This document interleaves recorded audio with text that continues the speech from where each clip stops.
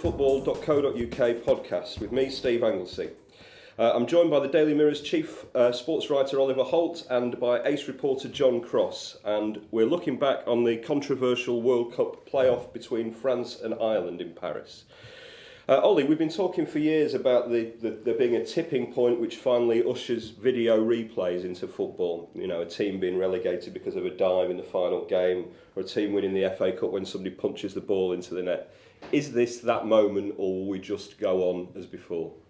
I think we'll just go on as before. It should be that moment, but we've had all sorts of moments before. Now, I mean, this is the biggest one we've had for a long time, probably since Maradona, because the prize was so big. You know, it's a massive prize to play in the World Cup, and Ireland have been cheated out of that prize. We don't know for sure that they would have won, but we do know for sure that Thierry Henry handled the ball. I mean, he practically caught the ball, and the referee and his linesman didn't spot it. I think we've moved beyond the Europa League nonsense where they've got the two extra linesmen behind the goal. We've already got people saying that doesn't work. And I think FIFA really are already a laughingstock because of their Luddites. They're the cave dwellers of sport now, really. We're one of the only sports, football, that doesn't use video technology, and football's a laughingstock now, and events like last night just worsen that situation. John, do you think it's very, the referee last night was very, he handled the game very well. I thought he was very strong. I mean, the penalty was arguable, maybe it was a penalty. But do you think it's fair to put a referee or his assistant in that position when the technology is clearly there? No, I don't. I think we're denying ourselves the great opportunity to actually, even if it was just to have a video screen by the fourth official that the referee could then refer to. It wouldn't necessarily break up the game. I think that's the issue for me. I know sort of FIFA talk about needing to have a global game, so the rules are the same on Hackney Marshes as they are in the Premier League, but that for me is an absolute nonsense, simply because the game is very different. You know, it's incredibly different. The wages are being paid. It's a professional game. It's a multi-billion-pound industry, and then to deny the referee the best opportunity to get decisions right, for me, is an absolute joke, and we're just living in the dark ages. Well, I agree with you, and I also think that whoever was handling the television last night in Paris did a good job as well, because it was a very long time before there was a replay of the incident shown. This argument about the Hackney Marshes and it being the same as a professional game is ludicrous anyway, because, I mean, anybody who's ever played Sunday football, you know, you don't have two linesmen, let alone TV evidence. I mean, you have somebody running the line maybe who's had about 15 pints the night before and can't see straight anyway. So I mean, and is sort of basically not good enough to get in the Sunday team that he's running the line for. I mean, it's a weak argument that FIFA uses there. I think that we have got to the point where it's we have reached a tipping point, but everybody else recognises that, but FIFA don't.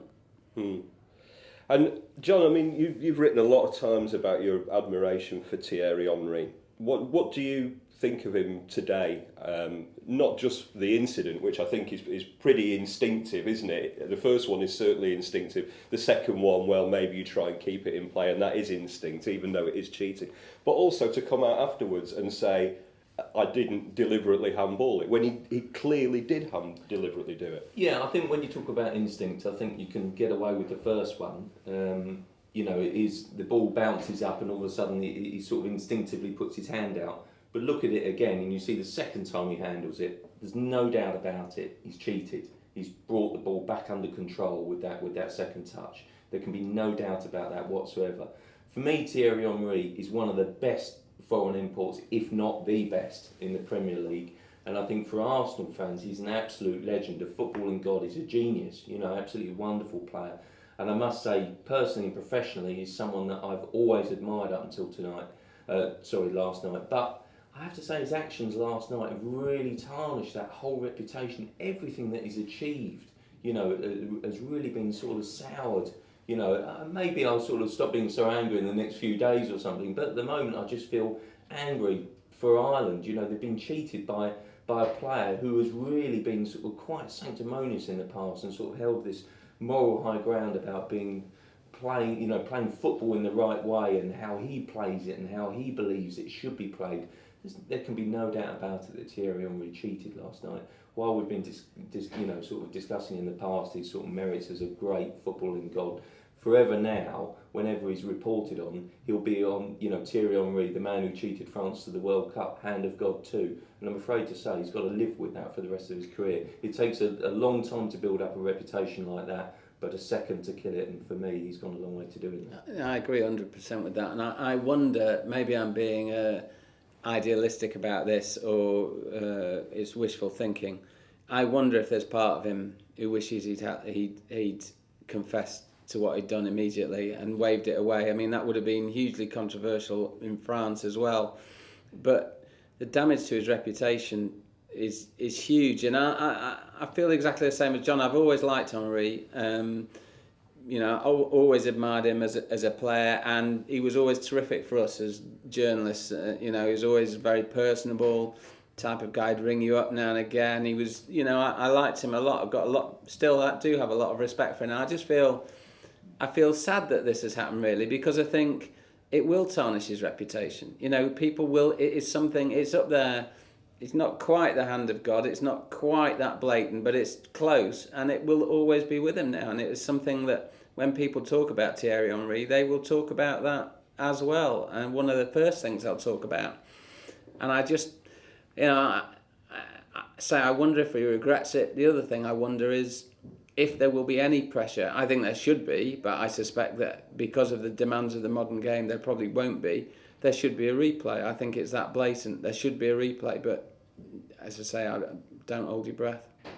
Do you think that he will end up with any kind of ban, perhaps, or I guess he's going to have to say something more on the incident, isn't he? Well, I don't think necessarily will, because when you look at his comments last night, he's admitted that he's handled it, but he's immediately then said, "I didn't mean to do it." Well, I don't see how the two can follow. I think, as I mentioned before, I think the first time is instinctive, the second time he's controlled it. But I'm not sure whether really then he's sort of, he has to do anything more about it. I would love to see, FIFA take a stand now. They've been quite sort of strong in the sort of the rules of the game, and how English football is wrong and corrupt, if you like. Well, let's see sort of, how they act now when you see something that really sort of sickens people, and it does, and it's robbed Ireland, a whole nation, of the chance of playing at the World Cup. Let's see what action they take now, and let's be honest, it will be nothing.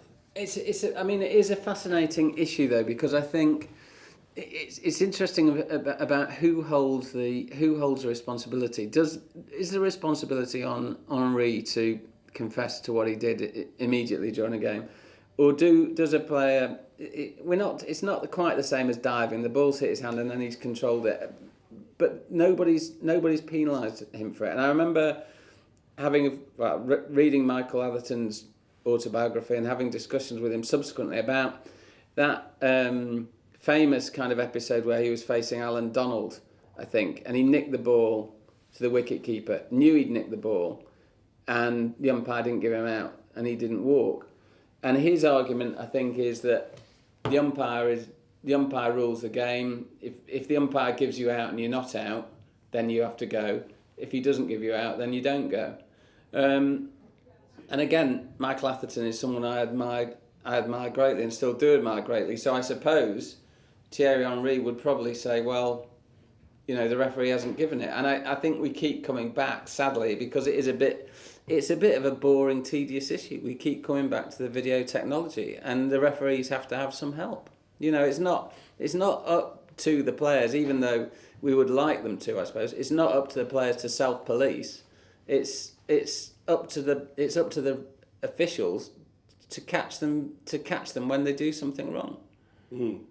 And the only way to do that is to take the responsibility away from the guy who's right in the heat of the moment, I guess. I think the two things that popped into my head last night, straight after the final whistle, were one, Henry's righteous indignation when, in the cup final of a few years back, the first one in Cardiff, I believe, when Stefan Honcho, I think, stopped the ball on the line, and then Liverpool went up and Owen scored the first of the two sort of breakaway goals. And then also the advert for, is it for Gillette Fusion? There is Henry. He's up. You couldn't get two more squeaky clean guys. There he is in the company of Tiger Woods, Roger Federer. These guys are, you know, whiter than white. Is he damaged goods now? And specifically, I think, you know, it's been common knowledge that he's fallen out with Guardiola. There's been a lot of talk about him coming to Manchester City either in January or more likely at the end of the season. Do you think that he could come back to the Premier League now? I think he could come back to the Premier League. I mean, I don't think he'd be damaged goods as a player. I think what John was talking about earlier and I've been talking about, I think he is, sadly, he's got a lot of repairing to do in terms of his image as a sort of somebody who stands up for fair play, because this whole thing of fair play that FIFA make a big deal about has been blown out of the water by something last night. It's the opposite of fair play. It's a team that's been cheated out of a place at the biggest football event in the world only once every 4 years. Some players in that Ireland team will never get to play in the World Cup now, and so I think, you know, I think he's taken a big hit, Thierry Henry, in terms of his image as one of the good guys. You know,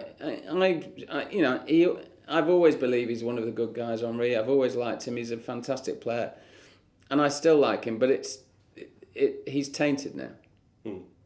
John, I spoke to a professional footballer this morning who told me that any professional footballer at any level would do exactly the same thing as Thierry Henry did. Do you believe that? I wouldn't say. I would like to think not, but I think the reality, is quite a few would do, and I think it's sad, and I think I think we have to be realistic, I suppose, about that. You know, I think the first one I could just about get away with. The first time he handles it, I think he does it instinctively, but the second time, he knows exactly what he's doing. It basically, you know, you're in it extra time, and you know that chance comes to get your nation to the World Cup finals. You know, comes along. Do most players do it? Possibly they do. Does it make it right? No, it certainly doesn't. And I sort of got quite angry on my sort of Twitter last night, and you know, sort of said, for me, sort of Thierry Henry as an Arsenal legend is tarnished, and all of a sudden you get, you know, Arsenal fans saying, oh, you know, that's ridiculous, that's totally out of order, everyone does it, and you know, we've got to live in the real world. Yes, I suppose we have. Doesn't make it right though, and I don't think that people should try and defend it. And I think as soon as they throw up other arguments, oh, such and such has done it in the past, well, that then foregoes you to sort of then complain when your team is wronged in the future, for me. I mean, I just think, you know, we've got to sort of make a line here and sort of say, look, cheating, you know, is out of order, it's bad for the game, it's wrong, and unless we condemn it and absolutely, you know, really, really forcefully condemn it in the next few days, I think, you know, players will get away with it again in the future. For me, sort of, you know, I mean, he's going to get hammered in the press and all sort of across the media, you know, but I think he sort of deserves that. But, you know, I think he'd probably accept that to get France to the World Cup finals. But with video evidence, you know, perhaps he wouldn't have tried his luck, you know, if he'd known that there was a video ref in the stands, because he'd know that it would be pulled up on it, you know. And I think the sort of the fear factor of being sort of pilloried in the press and then sort of being branded a cheat on the pitch are slightly two different things. And I think, you know, until we give the refs the opportunity with the best technology possible, then I think players will perhaps continue to try and get away with it in the future. So just to sum up, Ollie, we think that there should be a video replay. We think there should be a replay of this game and possibly some action against Henry. What will happen?